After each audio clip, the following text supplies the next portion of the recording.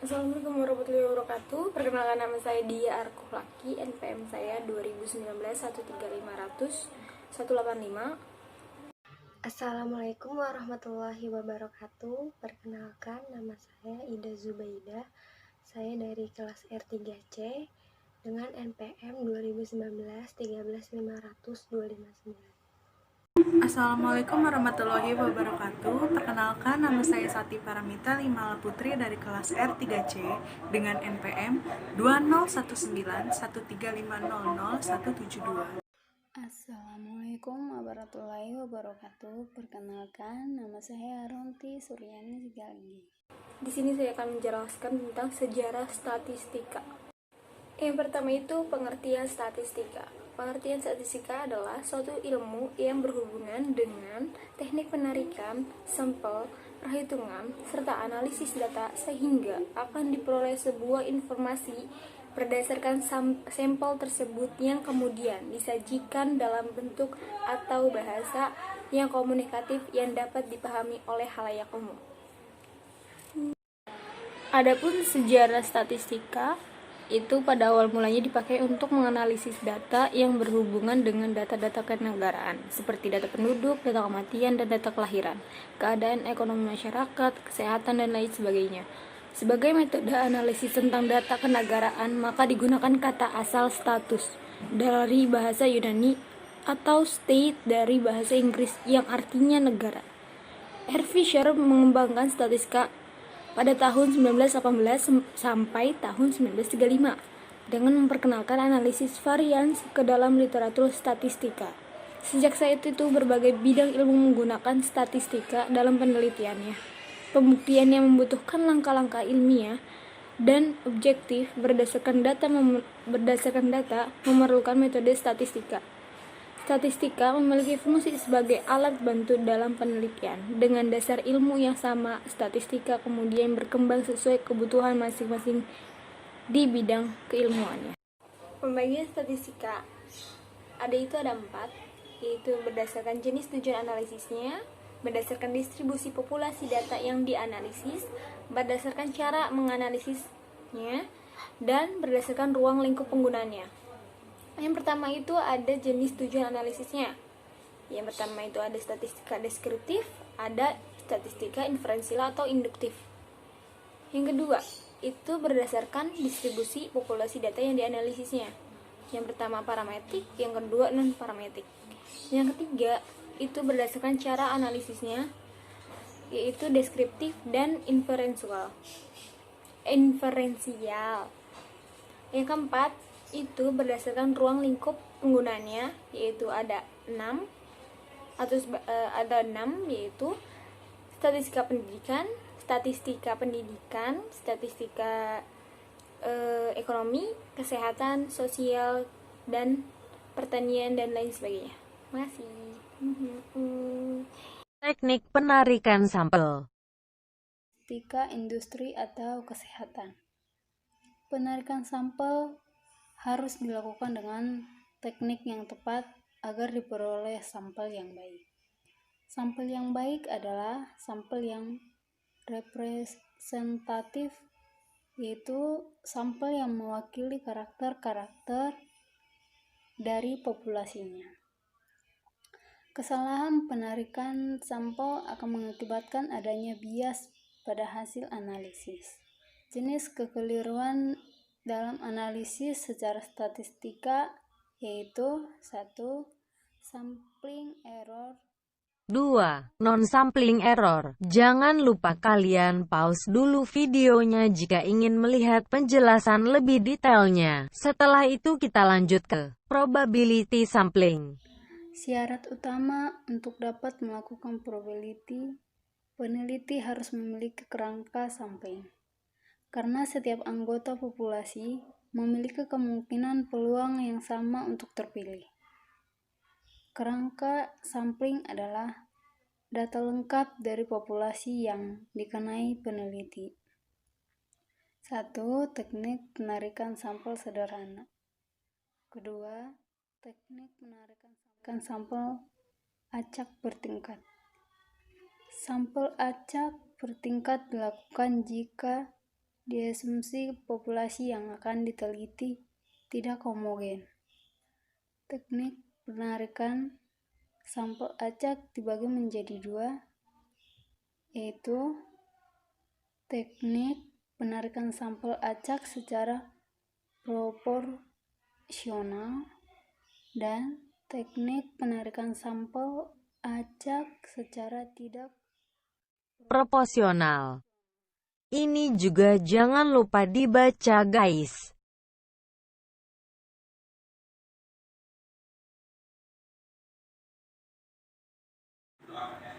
Saya akan menjelaskan bagian B tentang teknik penarikan sampel tidak acak atau non-probability sampling. Yang ke-1 ada teknik sampling kuota, yaitu jika besarnya ukuran sampel ditentukan berdasarkan pertimbangan peneliti. Misalnya, seorang peneliti menganggap bahwa sampel 100 orang dianggap cukup untuk diteliti tentang minatnya terhadap produk terbaru perusahaan tersebut. Yang kedua ada teknik sampling insidensial, yaitu jika peneliti akan melakukan penelitian terhadap sebuah fenomena yang umum di masyarakat, sehingga anggota sampel dalam penelitian tersebut ditentukan karena sebuah kebetulan atau insiden yang ditemui oleh peneliti. Yang ketiga ada teknik sampling purposive atau purposive sampling, adalah jika peneliti ingin meneliti sebuah variabel di suatu daerah yang masyarakatnya ditentukan sebagai populasi, tetapi tidak semua anggota masyarakat di daerah tersebut memahami masalah yang akan diteliti. Maka pemilihan responden pun ditentukan berdasarkan maksud atau purpose dilakukannya penelitian tersebut. Yang keempat ada teknik sampling jenuh, digunakan jika peneliti akan meneliti sebuah fenomena, tetapi diperkirakan bahwa jumlah responden yang terkait dengan fenomena tersebut jumlahnya relatif kecil. Yang kelima, ada teknik sampling snowball, digunakan seseorang yang akan melakukan penelitian tentang sebuah fenomena, tetapi tidak tahu siapa saja yang akan menjadi objek penelitian. Selanjutnya ada ukuran sampel, menggunakan formula dari Slovin seperti berikut. N sama dengan N besar 1 plus NE kuadrat. N kecil di sini merupakan jumlah sampel, N besar merupakan jumlah seluruh populasi, sedangkan E kecil merupakan toleransi error. Seperti contoh, seorang produsen akan melakukan sebuah penelitian terhadap karyawannya yang berjumlah 1000 orang. Dan taraf signifikansinya 0,05 pada suatu perusahaan. Maka, berapakah besarnya sampel menurut rumus Slovin sebagai berikut ini? Untuk penyelesaiannya, hitung dulu yang di dalam kurung, lalu kalikan 0,05 dikali 0,05 menghasilkan 0,0025. Lalu dikali 1000 sama dengan 2,5 plus 1 sama dengan 3,5. Kemudian 1000 yang di depan tadi dibagi 3,5 yang menghasilkan 285,7. Lalu dibulatkan menjadi 286. Di sini yang saya bahas adalah tabel distribusi frekuensi serta diagram atau grafik. Nah, sebelumnya apakah kalian tahu distribusi frekuensi itu seperti apa? Nah, distribusi frekuensi adalah data yang disusun dalam bentuk kelompok baris berdasarkan kelas-kelas interval dan menurut kategori tertentu. Kegunaannya adalah data yang masuk dalam distribusi frekuensi yaitu untuk memudahkan dalam penyajian data dan supaya lebih sederhana. Contoh tabelnya seperti ini ya teman-teman. Yang diberi tanda warna kuning yaitu batas kelas bawah atau tepi kelas bawah, dan yang diberi tanda warna hijau adalah tepi kelas atas, dan yang bertanda warna biru itu banyaknya kelas.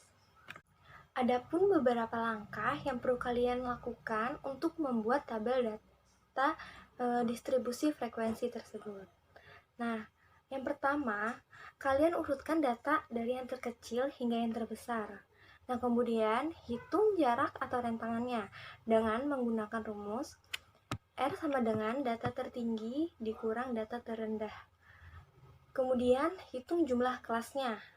K sama dengan 1 ditambah 3,3 log N, di mana N ini adalah jumlah data. Nah, kemudian hitung panjang kelas intervalnya dengan menggunakan rumus rentangan dibagi jumlah kelas. Setelah itu, tentukan batas data terendah, dilanjutkan dengan menghitung kelas interval dengan jumlah tepi bawah kelas ditambah dengan panjang kelas, dan hanya dikurangi 1 sampai pada data terakhir. Yang terakhir, buatlah tabel sementara dan menghitung satu demi satu yang sesuai dengan urutan interval kelas. Kemudian masukkan angka-angkanya ke dalam frekuensi. Nah, selanjutnya ada contoh soal dan pembahasannya. Nah, yang seperti kita lihat ada tabel.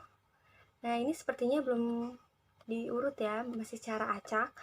Nah, tabel ini langkah pertamanya, datanya kita urutkan dulu dari data terkecil hingga data terbesar. Di sini dari tabel ini nilai terkecilnya yaitu 60 dan nilai terbesarnya adalah 94. Kemudian langkah keduanya, menentukan rentang data terbesar dikurang data terkecil. Nah, di sini data terbesarnya tadi 94 dikurang 60 data terkecilnya sama dengan 34. Nah, selanjutnya ada langkah ketiga, yaitu menentukan banyaknya kelas interval. Menurut aturan Stardust, yaitu 1 ditambah 3,3 log N. Tadi kan N-nya jumlah data ya. Contohnya di sini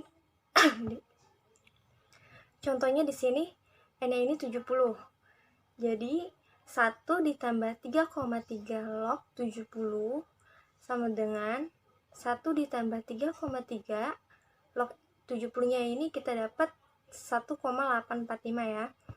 Kemudian 1 ditambah 6,0885, kita dapat hasilnya 7,0885. Kita bulatkan aja ya menjadi 70.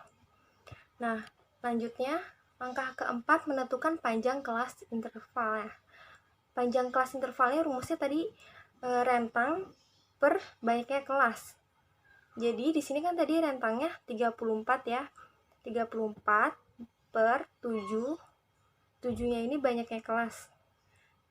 Kita dapat hasilnya yaitu 4,857 dibulatkan menjadi 5. Kemudian langkah kelimanya, menentukan ujung bawah kelas. Nah, ujung bawah kelasnya ini kan 60, batas bawah atau tepi bawah. Tepi bawahnya ini 60 ditambah 5 dikurang 1. 65 dikurang 1 dapat 64. Kemudian sampai selanjutnya. Nah, lanjutnya langkah ke-6 yaitu membuat tabel sementara, yaitu atau bisa disebut dengan tabulasi data ya. Nah, dari tabel di sini sudah kita lihat nilai intervalnya 60 sampai dengan 64 sampai selanjutnya di bawah. Kemudian frekuensinya 2, 6, 15, 20, 16, 7, 5, 70. Selanjutnya langkah ke-7, membuat tabel distribusi frekuensi dengan cara memindahkan semua angka frekuensi. Seperti tadi, tinggal dipindah-pindahkan aja ya. Nah, berdasarkan bentuknya, distribusi frekuensi ini terbagi menjadi beberapa bentuk, yaitu distribusi relatif, distribusi frekuensi kumulatif, yang terdiri dari distribusi kumulatif kurang dari, dan distribusi frekuensi kumulatif lebih dari. Kemudian ada distribusi frekuensi relatif. Nah, ini juga terdiri dari distribusi frekuensi relatif kurang dari dan distribusi frekuensi relatif lebih dari. Nah, definisinya, distribusi frekuensi relatif ini dinyatakan dalam bentuk angka mutlak atau nilai mutlak. Akan tetapi, setiap kelasnya dinyatakan dalam bentuk angka persentase. Nah, teknik perhitungannya menggunakan rumus ini ya, V mutlak kelas frekuensi per jumlah data dikali 100%. Nah, kemudian ada distribusi frekuensi kumulatif, yaitu distribusi yang nilai frekuensinya diperoleh dengan cara menjumlahkan frekuensi demi frekuensi. Nah, selanjutnya ada distribusi frekuensi relatif kumulatif. Ialah distribusi frekuensi yang mana nilai frekuensi kumulatif diubah menjadi nilai frekuensi relatif atau dalam bentuk persentase atau dengan rumus seperti ini yang sudah tercantum ya di PPT. Nah, selanjutnya ada contoh distribusi frekuensi relatif. Nah, dari rumus tadi kita masukkan ke tabel. Nih, kita hitung dulu dari pakai rumus yang tadi, frekuensi relatif.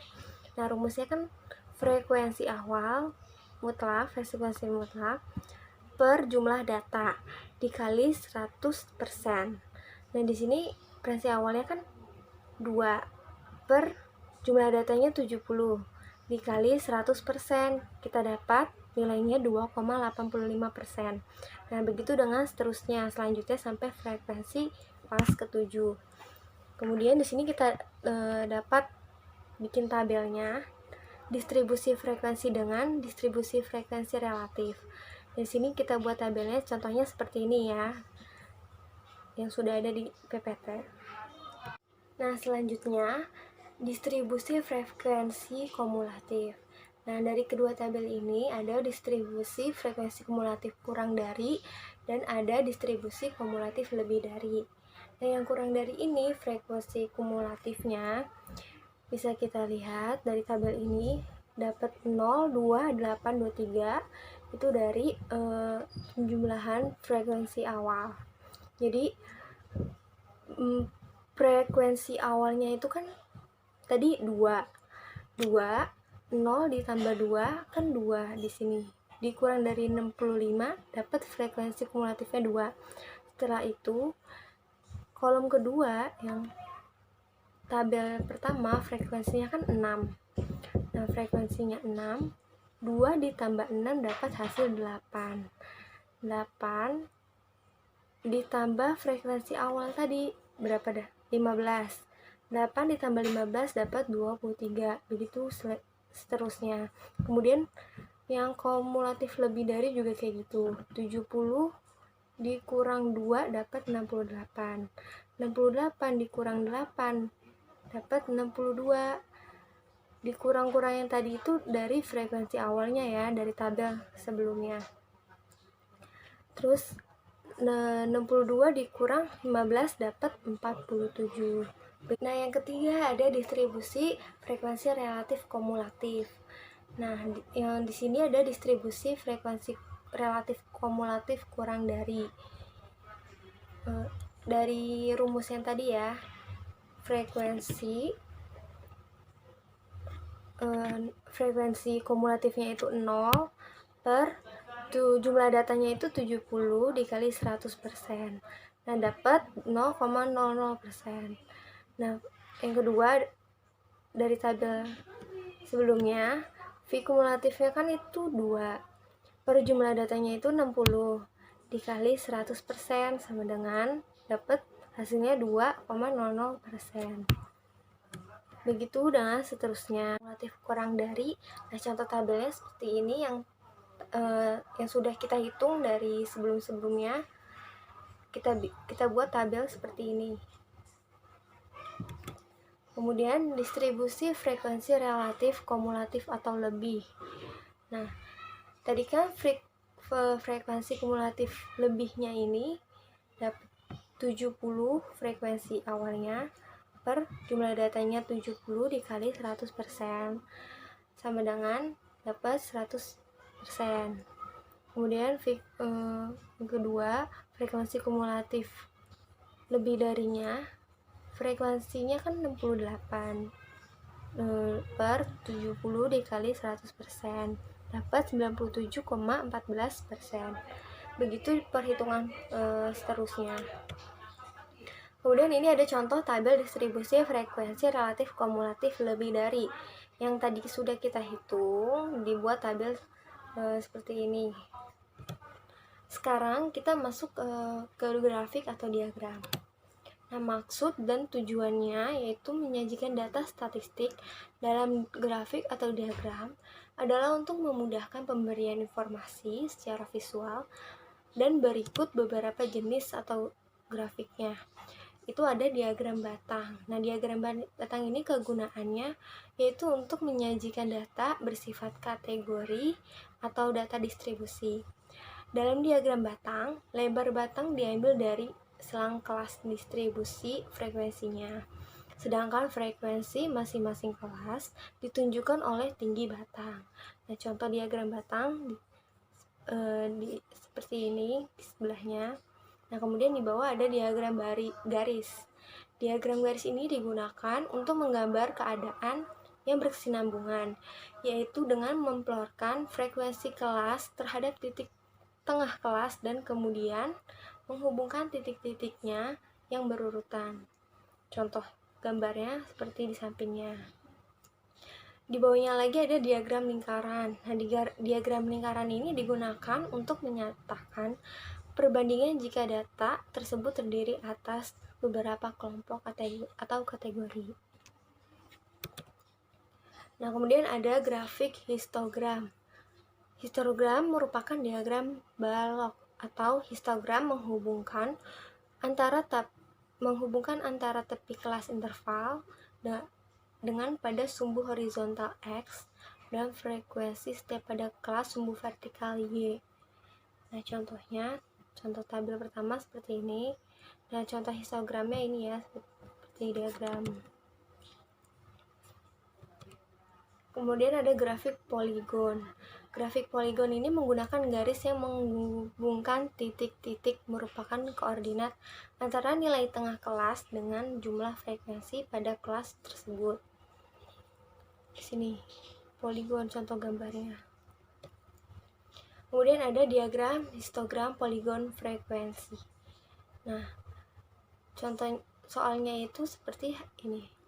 Hasil pengukuran berat badan terhadap 100 mahasiswa digambarkan dalam distribusi bergolong. Sajikan data tersebut dalam histogram poligon frekuensi. Nah, kita jawab. Histogram dan poligon frekuensi dari tabel di atas dapat ditunjukkan sebagai berikut. Ini kita buat tabelnya. Kita buat tabel distribusi frekuensi dahulu ya. Cara penyelesaiannya dibuat seperti tadi, mencari titik tengahnya. Kemudian histogramnya seperti ini gambarnya. Nah, selanjutnya ada kurva Augier. Nah, kurva Augier ini merupakan diagram garis yang menunjukkan kombinasi antara interval kelas dengan frekuensi kumulatif. Nah, tabelnya seperti ini yang udah kita lihat. Nah, contoh kurva Augier-nya itu kurang lebih dari seperti ini.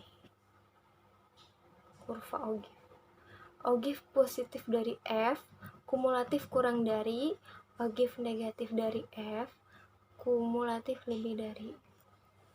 Untuk teman-teman, silahkan diisi soal latihan yang telah disediakan, dan selebihnya mohon maaf jika kelompok kami masih banyak kekurangan.